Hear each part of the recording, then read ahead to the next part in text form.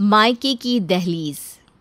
शादी के बाद नताशा अपने ससुराल में एक खुशहाल जिंदगी जी रही थी। नताशा के सास ससुर नताशा में और अपनी बेटी में कोई फ़र्क नहीं करते थे, पर नताशा को अपनी ननद से हमेशा कोई ना कोई शिकायत रहती थी। ऐसे ही एक दिन, अरे नताशा बहू, रूही बेटा, कहाँ हो तुम दोनों? ज़रा 2 मिनट के लिए इधर आ जाओ, मैं तुम दोनों के लिए एक गिफ्ट लेकर आई हूँ। सुशीला की आवाज़ सुनकर रूही और नताशा दोनों बाहर आती हैं, जहाँ सुशीला उन दोनों को कपड़े दिखाती हुए कहती है, आज मैं ना तारा बहन के साथ दुकान पर गई थी, तो मैंने सोचा तुम दोनों के लिए भी कपड़े खरीद लूँ। नताशा बहू, मैंने ये तेरे लिए साड़ी ली है, और रूही बेटा, तुझे कुर्ता और जीन्स पहनना पसंद है ना? तो तेरे लिए कुर्ता और जीन्स लेकर आई हूँ। माँ, आप कितनी अच्छी हो, सच में आपको हमारा कितना ख्याल रहता है।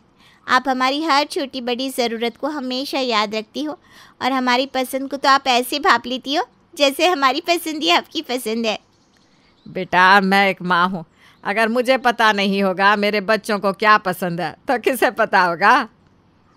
माँ जी, साड़ी तो सच में बहुत अच्छी है, पर पता नहीं क्यों कुछ दिनों से मेरा भी ना रूही दीदी की तरह जीन्स और कुर्ता पहनने का दिल कर रहा है। शादी से पहले तो मैं हमेशा छोटे छोटे कपड़े पहनकर ही घूमती थी, पर जब से शादी हुई है तब से तो मैंने सूट डालना भी छोड़ दिया है। बहू, अगर तुझे साड़ी पहनना नहीं पसंद तो तू मत पहना कर। तुझे किसी और के लिए अपनी पसंद बदलने की ज़रूरत नहीं है। रूही बेटा, एक काम कर, तू ये कपड़े ना अपनी भाभी को दे दे, और तेरे पास एक भी साड़ी नहीं है ना, तो ये साड़ी तू अपने पास रख ले। कभी कभी तुझे भी तो फंक्शन में जाना होता है, तब तेरे पास साड़ी नहीं रहती। हाँ हाँ, क्यों नहीं माँ, वैसे भी मेरे कपड़ों से महंगे तो भाभी के कपड़े हैं।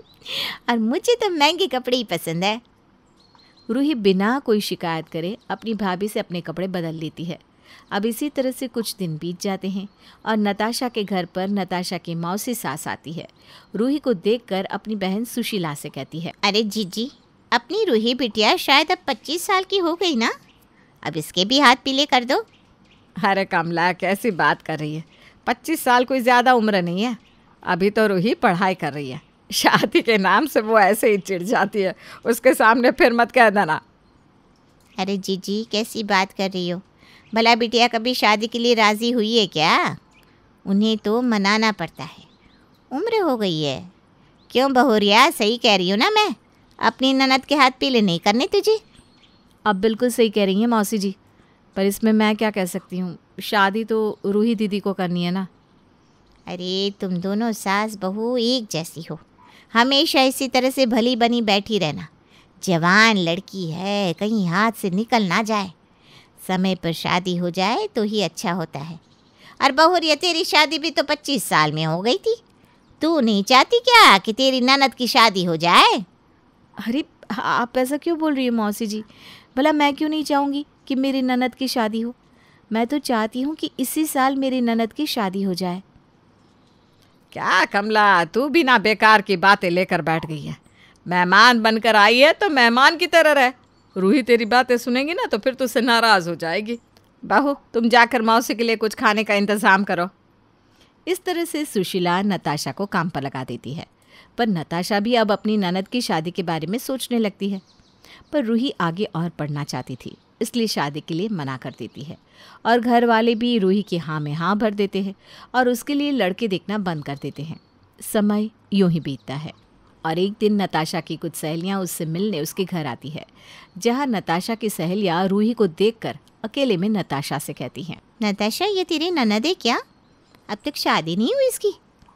अरे नहीं ना, वो मेरी ननद अभी पढ़ाई करी है ना, पता नहीं उसे और कितना पढ़ना है। कोई सरकारी नौकरी भी नहीं है, पर फिर भी महारानी जी को शादी नहीं करनी। सच में नताशा, तो कितनी बेवकूफ़ है। तूने कभी सोचा नहीं कि तेरी ननद शादी क्यों नहीं करना चाहती? अरे ये ननदें ना बड़ी चालाक होती हैं, सोचती है अपने भाई के हिस्से में भी हिस्सा ले ले, इसलिए तो शादी नहीं कर रही, क्योंकि वो जानती है ना, शादी करके चली गई तो उसे कुछ नहीं मिलेगा। इनको ना सब कुछ चाहिए। पर तू बेवकूफ़ मत बन, अपने घर वालों को समझा कि तेरी ननद की उम्र निकलती जा रही है और अब जल्दी से उसके हाथ पीले कर दे, वरना तेरे हाथों से सब निकल जाएगा। इस तरह से नताशा की सहेलियाँ उसे उसकी ननद के खिलाफ भड़का कर चली जाती हैं। इसके बाद नताशा घर में रूही की शादी के लिए बात करती है। विशाल, आप रूही की शादी के बारे में क्यों नहीं सोचते? माँ जी से बोलिए ना रूही की शादी करे। सबकी ननद की शादी हो गई है, बस मेरी ही ननद कंवारी बैठी है। अरे लड़की जाते हैं, हाथ से निकल गई तो लड़का नहीं मिलेगा। नताशा, तुम्हें हो क्या गया है? आज से पहले तो तुमने इस तरह से कभी बातें नहीं करी।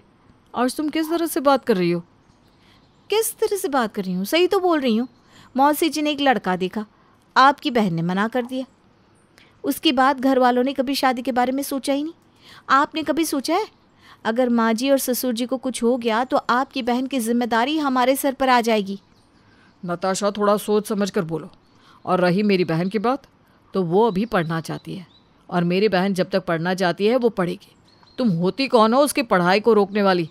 उसकी शादी तभी होगी जब वो चाहेगी। इतना बोलकर विशाल वहाँ से चला जाता है, जिसके बाद नताशा अपनी सास से रूही की शादी की बात करती है, पर उसकी सास भी शादी से मना कर देती है। समय यूं ही गुजरता है, पर घर वालों के कानों पर जूं तक नहीं रेंगती। इस वजह से खुद अपनी ननद के लिए वो एक रिश्ता देखती है और बिना घर में किसी को बताए लड़के वालों को बुला लेती है। आइए आइए, आप लोगों को आने में कोई परेशानी तो नहीं हुई ना? इसे अपना ही घर समझिए, आराम से बैठिए। अरे बहू, रिश्ता जोड़ने के बाद तो ये घर भी हमारा ही हो जाएगा। वैसे हमारे पास ज़्यादा समय नहीं है, हमारा लड़का बहुत बिजी रहता है। तुम जल्दी से अपनी ननद को बुला लो ताकि हम रिश्ता पक्का करके जा सके। हाँ हाँ, क्यों नहीं, मैं अभी अपनी ननद को लेकर आती हूँ। इतना बोलकर नताशा अपनी ननद को लेने जाने लगती है। तभी वहाँ पर सुशीला और रूही आ जाते हैं। लड़के वालों को देखकर दोनों हैरान हो जाती हैं। नताशा बहू, ये सब क्या है? कौन है ये लोग?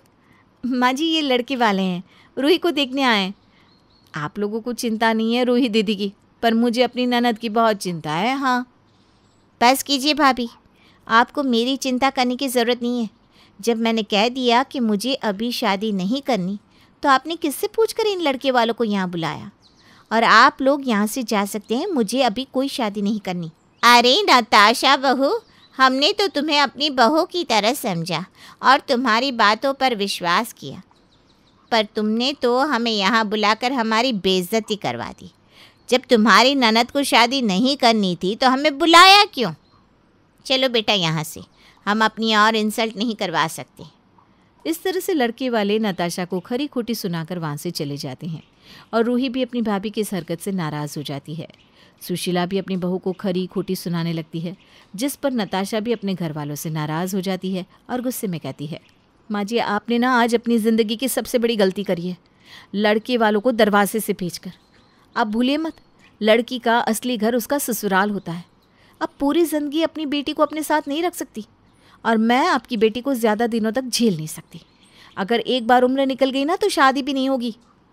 बस बहुत हो गया भाभी, बहुत बोल दिया आपने और बहुत सुन लिया मैंने। मेरी ज़िंदगी का फैसला करने वाली कौन होती हैं आप? आज पहली बार रूही और सुशीला नताशा को खरी खोटी सुनाते हैं, जो नताशा से बर्दाश्त नहीं होता, और वो गुस्से में अपना घर छोड़कर मायके चली जाती है।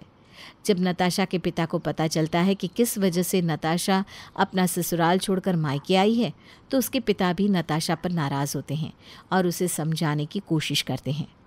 नताशा बेटा, ये तूने बिल्कुल सही नहीं किया। अगर तुझे ये लगता है कि लड़की का असली घर उसका ससुराल होता है, तो तू यहाँ क्या करने आई है? तेरी शादी होने के बाद हमारा भी तुझसे कोई रिश्ता नहीं रहा, इसलिए तू अपने ससुराल वापस जा। हम तुझे पूरी ज़िंदगी नहीं संभाल सकते। मैंने तुझे ऐसे संस्कार तो कभी नहीं दिए थे। मेरे घर के दरवाजे तेरे लिए हमेशा के लिए बंद हो जाए, इससे बेहतर है कि तू अभी अपने ससुराल चली जा और अपनी गलती की माफ़ी अपने घर वालों से मांग। अपने पिता की बात सुनने के बाद नताशा को रियलाइज़ होता है कि लोगों की बातों में आकर उसने कितनी बड़ी गलती की है, जिसके बाद नताशा अपने ससुराल वापस जाती है और अपनी इस गलती के लिए पूरे घर वालों से माफ़ी मांगती है।